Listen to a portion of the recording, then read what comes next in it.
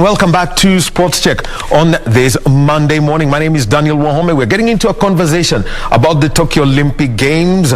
And yeah, Kenya already in action. 2 boxers have been eliminated. The rules of the competition at the games are, the moment you're eliminated, you leave Japan within 48 hours. So which means that Nico Koth and Christine Ongare will be back in the country after being eliminated. We shall be hearing their reactions and also from head coach Musa Benjamin, who leads the Heat squad. Plus, we shall also hear the reactions from the Malkia Strikers players and player Sharon Chetchumba, who was the star yesterday in the match between Kenya and Japan, coach Paul Bitok, plus also Kenya Sevens. They played this morning against the United States and they lost 19 points to 14. And what a story that one turned out to be. Madison Hughes turning that game inside out with 1 break, and for Collins Injera, another try at the Olympics, for Jeffrey Oluoch getting a debut try at the Olympics, and also Martin Yosefu turning out to be one of the destroyers of that. And to get into a conversation about the rugby, is a person who's been, rugby is his life and also communications is his life. Michael Kwambo. Good morning, Michael. Good morning. First of all, your take on that match between Kenya and the United States this morning? Well, it was a fine contest between the two teams. Very thin lines to separate them. I think that disallowed try for Kenya and the ensuing play, that was the difference. If it was in boxing, would have said the USA hit Kenya with a sucker punch, because for me both teams are evenly matched. It turned out to be a one strong contest. What were the strong points that you found from Shuja vis-a-vis the Eagles of the United States? The Shuja's continuity, the fact that they were able to keep the ball alive. I've just been looking at my Twitter feed a few moments before coming on to set, and one of our experienced match commissioners, former Kenya international, says there was no knock-on in that game, By the way, interesting.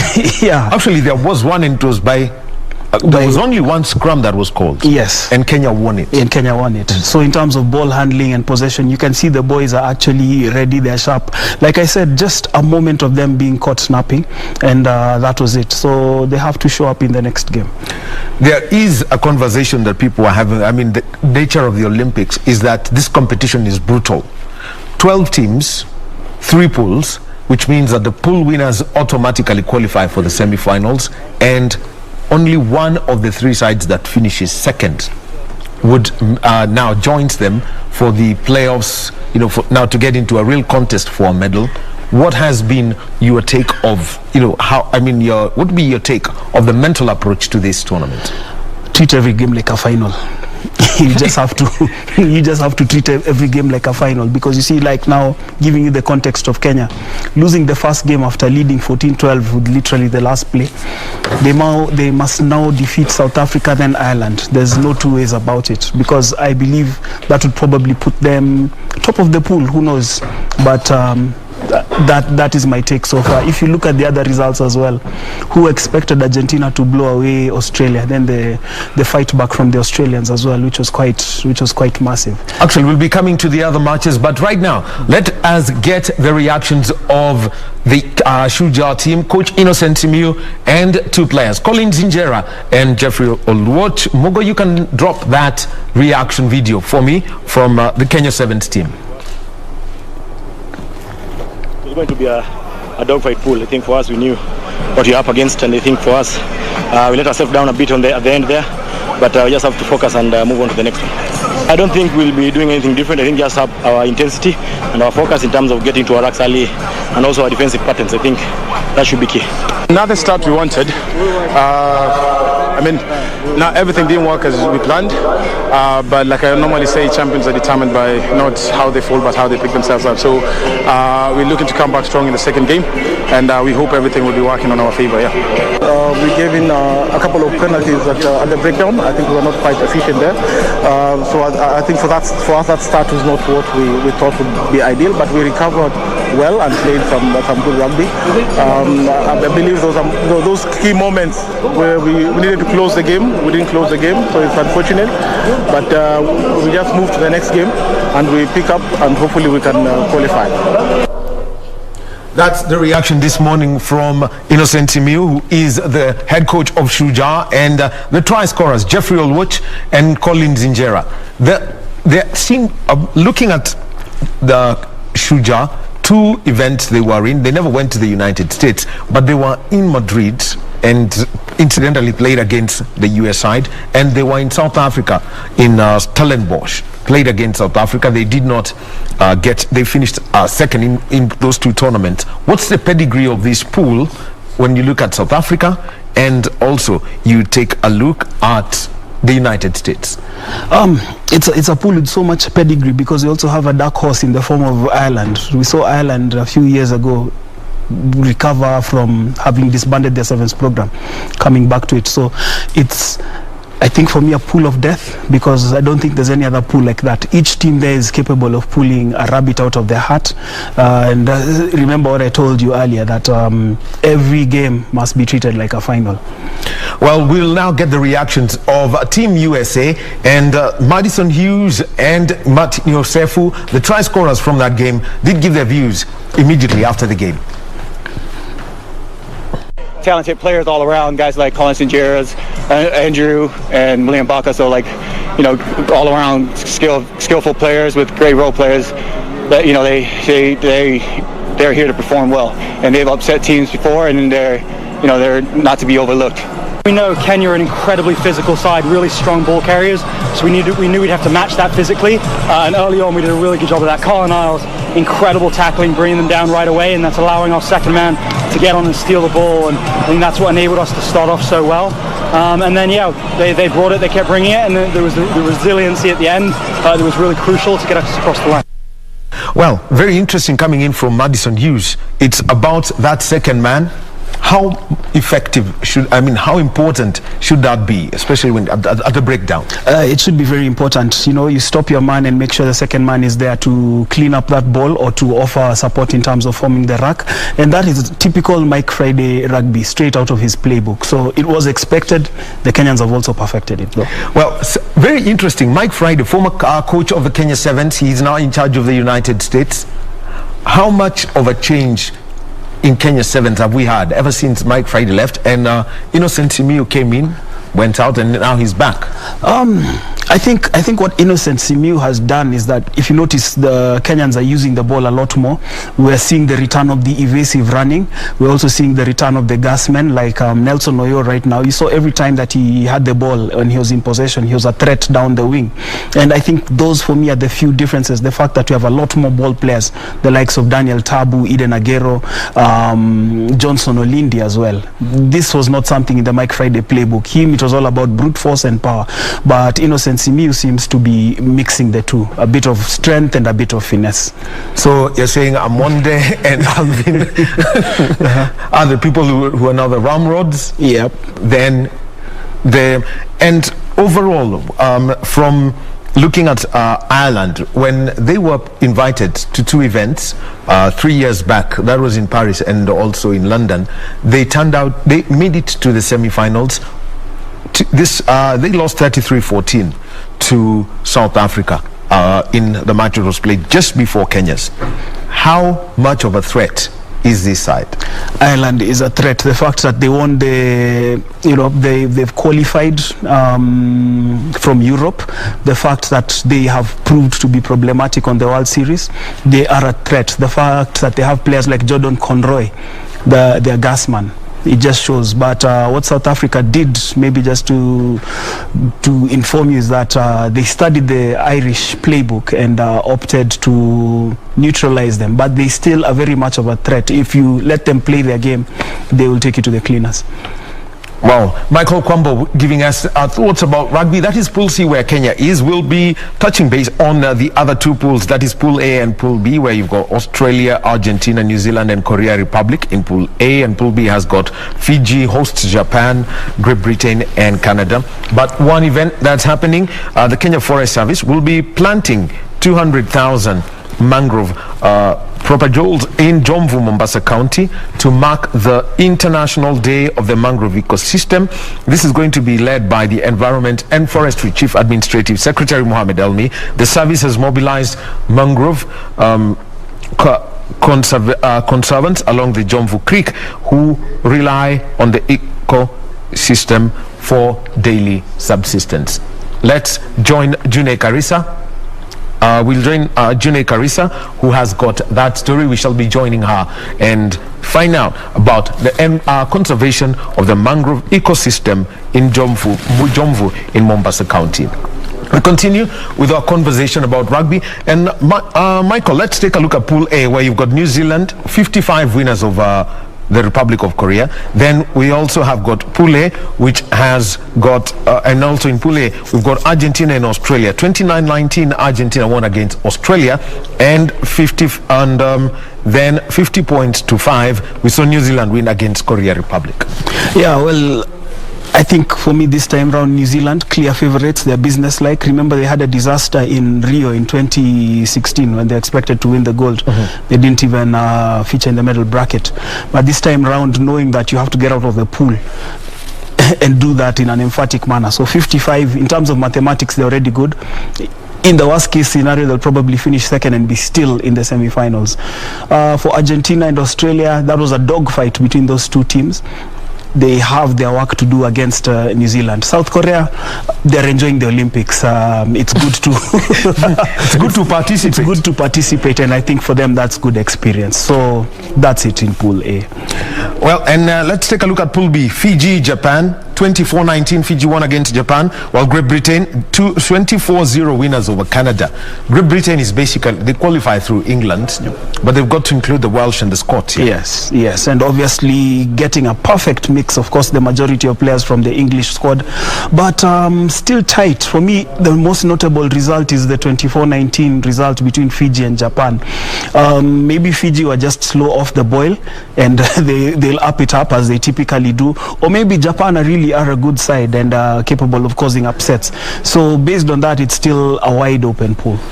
Well, that's the men's competition, and this is at the Olympic Games. So let's move on to the women's competition, because Kenya Lionesses, first of all, their training program got disrupted after a passenger on their flight tested positive for coronavirus. The team members who were there, together with Camilino Yoyo, the team manager, have had to be quarantined. What's the big effect when it comes down to this whole to the competition for the women as they prepare to face New Zealand, Great Britain, and Russia, who are operating as the Russian Olympic Committee? I think the big effect is that lack of chemistry. I think it's that lack of chemistry because of their inability to train together. I mean, you're a team because of the whole composition of players, but now when you're missing 6 players, that's literally half the team. So you can't do drills, you can't work through set pieces, and even simulated training before the game. So obviously that has been a disruption. Thankfully, they still have a few more days before their event kicks off. I think it is on Thursday. It's on Thursday, yes, at 5:30 against New Zealand. Yeah, so they can fine-tune those things, but it is a big ask of them based on that disruption that was caused by having some of their players in quarantine. Now, the thing is, Kenya are in a difficult pool. You've got Great Britain, you've got New Zealand, who are basically arguably the world's best, and the Russians. What's in it for the girls here? Improved performances. Let's be realistic. We saw them play their hearts out in Rio. Felix Solo has only included 3 survivors from the team that was in Rio in 2016. It's a much younger team. The average age is 24. Yes, which is success also. And maybe just to deviate a bit, we saw the Rugby Africa Cup taking place, and the Kenya Lionesses playing without their 7th players because they've done that through and through. So it's a good transition, and they have been impressive whenever they've played in invitational tournaments around the world. I think it's still another opportunity for them to just take the fight to the opponents, and in the end, argue a case for women's rugby not only in Kenya but in Africa as well. That is how I choose to look at it. Now let's take a look at the other pools: Australia, Japan, United States, and China, and this is in Pool C. Kenya at times, whenever they've tried to qualify for the World Series, for the Women's World Series, the hurdle always seems to be China. Yes. They get to play China, and that's at the semi-final stage. Yep. It's always a kind of heartbreak. In Hong Kong, How would you put this? How would you rate this group? I would still rate it. I know you said Australia, Japan, US and China. I'll give it to Australia and the US. I think for me, Japan tend to struggle when they play on the Women's Sevens World Series. China as well. They're a team that yo-yos between the Sevens World Series and qualifying. So it is between those two teams. But from Japan and China, I do expect good rugby, especially when you look at the Chinese program. When they became aware of the fact that rugby was going to be an Olympic sport, it was very deliberate in their talent development. I remember meeting Ben Gollings in 2017 in Hong Kong, and him saying that there was close to 200 players in training camps below the age of 16 just being primed to play rugby, both 7s and 15s, and the fruits will probably be seen not now but in maybe another 5-6 years to come. So we're talking about 2024 for China. We know what they did with the Beijing Olympics. I think around 2000 they just took some children who were taken in for the orders of sports. And the medal haul was huge. Yes. So overall, two teams, and ideally, this is another 12-team competition. So between Australia and the US, who would be the more likely to safely make it to the semi-finals? Australia will be the more likely to make it. Although USA, under the tutelage of Chris Brown, former Kenya Sevens strength and conditioning coach, have been quite the decent side, but you just feel because of their pedigree, Australia have what it takes to prevail in that group. Then finally, let's now take a look at Group A, Pool B, which has got France, Fiji, Canada and Brazil. How would this one go? That one, Canada, of course. France and Fiji, for me, pretty much at the same level, but I'll give it to Canada topping the pool. Brazil, participation as well. They qualified out of South America, but I think for them, just showcasing their talent, like Kenya, showing what they're capable of doing on the world stage is a big enough feat. But as you said, Canada, France and Fiji will fight for second and third position. So there you've had it. That's a rugby competition at the Tokyo Olympics, and tomorrow and on Thursday, and that is the 29th of July at 5:30 a.m. Kenya will play against New Zealand, and then they will play against Russia at 1 p.m. on the 29th, and on the 30th the final pool phase match is going to be played, and Kenya will be playing against Great Britain, and after that it's the classification matches from the 30th. That's at in the afternoon session that's going to be there. Let's move on to another sport. Well, the beach volleyball girls this morning, Gaudensha Makoa and Braxidis Agala, they lost to Brazil 21-11 and 21-9. That was in their beach volleyball competition. It was a debut for them, and this is after they qualified through the Africa Path. The whole story of growth in competition, and especially for a player like Blackie, everyone expected that Agala would be in the Malkia striker squad. What's the whole feeling for players who get such rare opportunities? Okay, I think for someone like Agala, she's still making it to the Olympics, although not in her preferred code of the sport. But at the end of the day, the Olympics is the Olympics for her.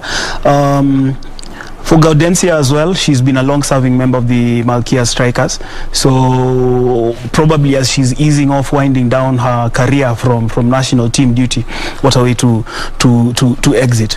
But in terms of expectations, remember we said that Kenya qualified through the African Path, which had been delayed because of COVID-19, if you may remember. Yes. And they're playing against teams which are established, teams which are playing in the World Beach Volleyball League, and which I know as recently as 2 weeks ago are in action in Italy. So placing so much expectation on them will be too much an ask of them. I think let them go out there, get the exposure, and then in future, we can look at how to grow this game. I think it's more about long-term player pathways than expecting instant coffee results from the people we've sent there. Well, that's the beach volleyball side. No, well, Michael has said do not expect any instant coffee result. In Kenya, instant coffee results are demanded all the time, especially when it comes to sport. You've got to work long. But what about the Malkia Strikers? Yesterday, they played against host Japan in their opening game. They lost that game 25-15, 25-11 and 25-23. That third set had Kenyan Twitter abuzz and everyone was asking, Japan? They actually can be taken for a run by the Malkia strikers. Well, let's get the reactions of the star player of the game, Sharon Chetchumba, and the coach of the Malkia strikers, Paul Bitok.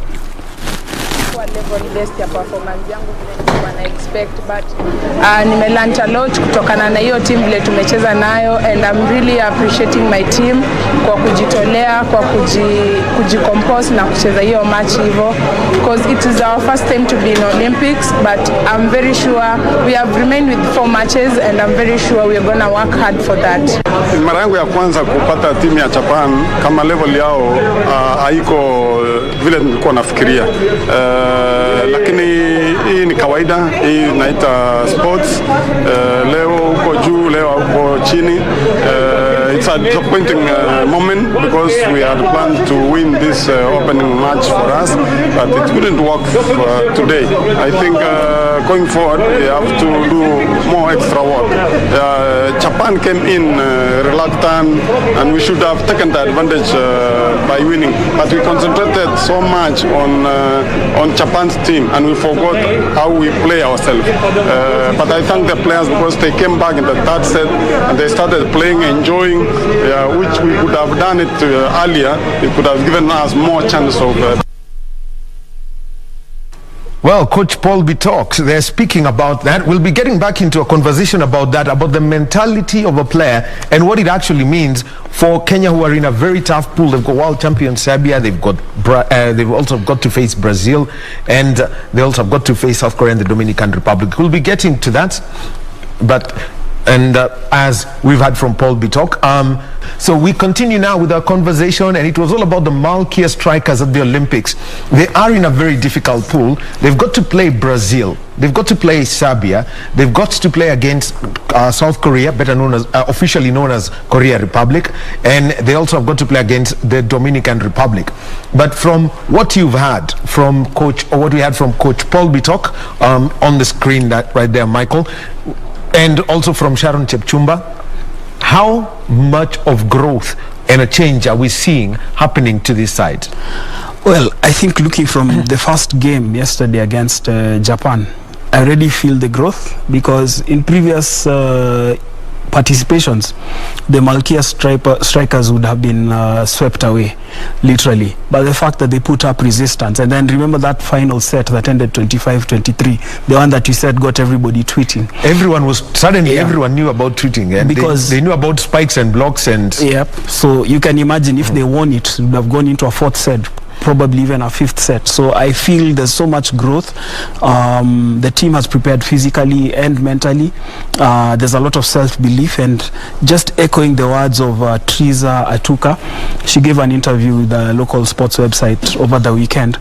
She said her advice, having been in the global scene before, is for the team to take it a day at a time, a game at a time as well. And I believe that at this level of competition, you actually do that. You focus on your opponent, you give your best energy there, and then go to the next. Otherwise, they would be saying, we can't play against Brazil or Japan, let's wait for the easy game, and then we show up for that. But you see, they are beginning to prove themselves with every aspect of play.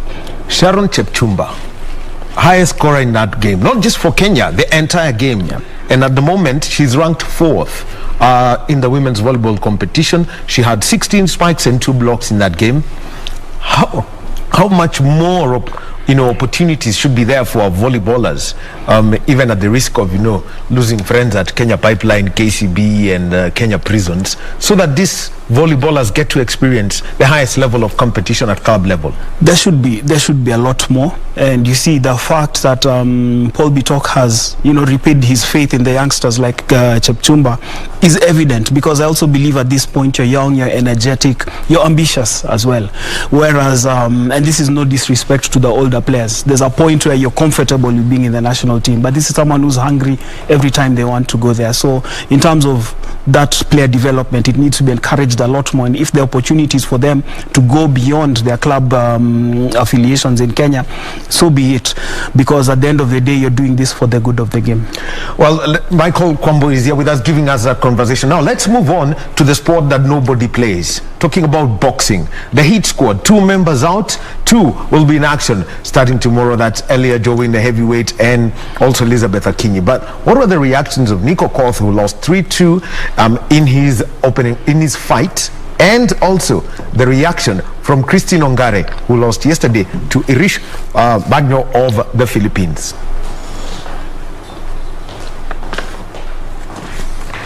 Shindano letu la kwanza leo featherweight, ambao matokeo yanakwenda katika split points kwa favor ya kijana kutoka Mongolia, hata kama sisi tunaona kwamba huo decision haikuwa fair. Manake tuna feel kwamba Nick amepiga more quality punches, amekuwa competitive especially from round 2 to round 3. Amemeet criteria zote ambazo zinatakana katika mchezaji kuweza kushinda mashindano. Alikuwa anapiga more quality punches, amekuwa more competitive na amedominate especially in the second and third round. So sijui jaji wengine walikuwa wanaangalia nini, lakini Jotra kwa bahati mbaya mchezo huu hauko chini ya IBA, kwa hivyo IOC Boxing Task Force hawaruhusu protest, so inabidi tu kubali matokeo, tupange mchezo kwenda mbele, ambao sisi nafikiri hamna tofauti katika plani yetu ya mashindano yamebakia. Manake lazima ndio mshindi, bado lazima quality punches, lazima dominate na show competitiveness, which tuwa tukiwako na matumaini na uhakika kwamba hiyo tutafanya. Kulingana na mazoezi nimekuwa nafanya, saa yote nilikuwa nakaa kabla nipande game. Nakumbuka tizi nimeweza kutrain last year kwa mwaka 2. Hiyo ndio kitu nilikosa kuambia kocha kitu ndani yangu, nilikuwa nasema siwezi train 2 years nikuja napigwa, basi wacha nipigwe final, siwezi pigwa ati game ya kwanza. Nilikuwa na confidence sana, hata nikutana wewe maliza naye makocha wanamjua sijui ni champion, na hiyo ni yake. Lazima uzidi kuwa wewe kucheza nao watu wazuri, na mimi kulingana mimi nimepiga huyo mtu huyo jamaa Mongolia. Ile first round ilikuwa jumla najua anakimbilia watu, mimi niko na mgoja kuja hivi yake, amekuwa mjanja, niko na la hawezi jajoa kwa first round. Second round nikacheza game power, sikucheza nikapiga huyo jamaa mpaka nikauliza kona, nikamwambia nimechukua. Round ya pili juu nacheza na coach huko chini, najua kona ndio itafanya shinde game, nacheza na coach vizuri na control fight, na coach ananiambia nikienda chini na piga punch mob nikitoka, nikapiga hivi jamaa yuko na survive tu nini. Game kuisha mpaka hata mimi corona jua nimechukua game ile, nishaanza kumleta Mungu asante, lakini janizuia kuambia God thanks. Uamuzi katolewa akaambiwa ile nilikuwa nimeanza kunja mkono, nikamwambia God thanks, nimemaliza nikamwambia Mungu asante, maana ndio na ana mambo yote na mpango yote. Nimeshacheza bauti yangu, nimeshindwa tena, nilisemanga kuna next time, na nimelearn vitu mingi. Kitu ya kwanza nimelearn, anashinda venye ndio explain, but nimelearn hizi magame, the more unaenda, the more unakuwa na exposure, ndio the more unaendelea ukiwa poa, sababu since federation ya BFK ichukue usukani, tumeenda game 2, ndio moja ilikuwa ya Afrika, nyingine ilikuwa Russia, whereby ingekuwa tumeenda hizo games ahead ama hapo mwanzoni, ingekuwa zinatubuild sana juu inapata time umekaa for long for that boxing, but umekukicheza within Africa. Na Africa kulingana na ile game tulicheza Kinshasa, inaonekana game yetu ni kama moja, so tukitoka kwa hizi nchi za nje Europe zinakuja kutupatia challenge sana juu sisi game style yetu ni moja kama wa Afrika, so pia exposure ni kitu ya maana, na nimelearn to more challenges inakoga ni bidi nipande weight juu kwa Olympics hakuna light fly, inabidi nipande nicheze fly. So yes nina speed, but inafika time nikishaanza kucheza game clinching, sina hiyo strength. Utapata mtu ametoka maybe fedha, ametoka bante, anataka hii fly kwa sababu ndio it is Olympics. So pia kuna venye inanipatia challenge ikishafika mahali pa game. But in all and all, mimi na thank God kwa sababu dream nimetimia kwa dream yangu. Hata kama sijatoka na medal, still bado najua kuna wale wa mademu kwenye wanaadmire kufika tu pale nimefika. Well, Christine Ongare, Nick Okoth, and head coach Musa Benjamin. Well, Mike, briefly, the Nick Okoth scenario, the fight, it was a close contest. But there's something about amateur boxing. It's 3 rounds. If the first one's not gone, there's only 2 ways out: a knockout or total, or just go brutal for the next 2. True, and I think Nick Okoth was slow getting onto his blocks in the first round, and I think for me that's where the difference was going to be, because the second round, as we all agree, he took it. Third round was equally too close to call, but the basis being on the first round, 3-2, that was it. Then Christine Ongare, it's rare to get such a realistic view of an event from a Kenyan sports person. They always say, unajua tulionewa, we was in for, we'll try it next time.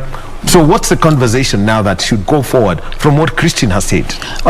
Remember before we've talked about also, things like data and science, and in a way, Christine Ongare is alluding to that, the fact that she was a light flyweight who had to up her weight class so that she can fight. Yes, she went through the strength and conditioning regimes.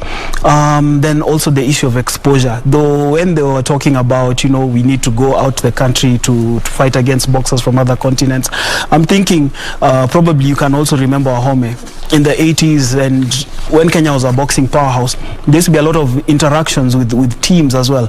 The hit squad going and those teams also coming. So I believe Kenya is in a position right now with all this love for sport to actually host events that not only showcase the country as a sports tourism destination, but also give an opportunity for various sporting disciplines to expose and develop their talent, because this is the only way you'll be able to get your athletes to compete at high levels. Maybe we may not be lucky with athletics because of high altitude, but things like boxing and everything, if you can organize those contests here, well and good, and we'll be able to grow the sport and develop the boxers as well.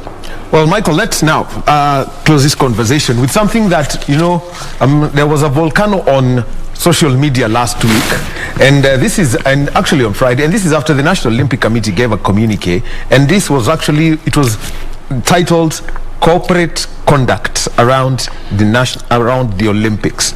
And the message is simple. They know who their partners are. There is, I think, the Charity Sweepstakes, East Africa Breweries, Safaricom, the government of Kenya, the kid sponsors Nike. So they say, these are our partners. Here, these are the people now who can move so much in terms of sponsoring the teams, supporting the athletes. It's only fair that they get that just recognition. I will take you back to 2016 when Kenya won the Singapore Sevens, and suddenly we had every Tom, Dick and Harry, some powerful politicians who held posts in the Nairobi, whatever, coming to... Yeah, there was a congratulatory message about winning the Singapore Safari Sevens. Yes, and all these things, and suddenly the spotlight was taken away from the people who have worked with that team. So I feel it's just, it needs to now be enforced. Maybe I'm preempting the answer to the other question that you had asked, but you can slide right into it. So I think that it's creating a precedent that ideally should be embraced by all sporting teams and organizations, because Wahome, you've done so much work, like I said earlier on, in terms of supporting the team and so on and so forth. Then at the last minute, somebody comes with their 2 shillings and wants to claim all the glory. And yet you know how much you've done in terms of your investment, both morally and financially. So I think that's the way to go going forward. All right, Michael Kwambo, thank you very much. He's a communications consultant. He's better known as Mr. Rugby Communications. Thank you for your time this morning. Remember, 1 o'clock, Kenya against South Africa, and this is at the Tokyo Games. We'll be taking a short break, and when we get back, let's get into a conversation about the AfroBasket Championships, the Kenya Morans are in camp, they're training. We'll be joined by Coach Sadat Gaya to give us his experiences from Yaounde, Cameroon, where they defeated Angola. What a story that one was. Suddenly, as we say, social media went awash with so many congratulatory messages and, you know, all sorts of conversations coming in. But now, the big business is in August and September in Rwanda. So that guy joined us at the end of this short break.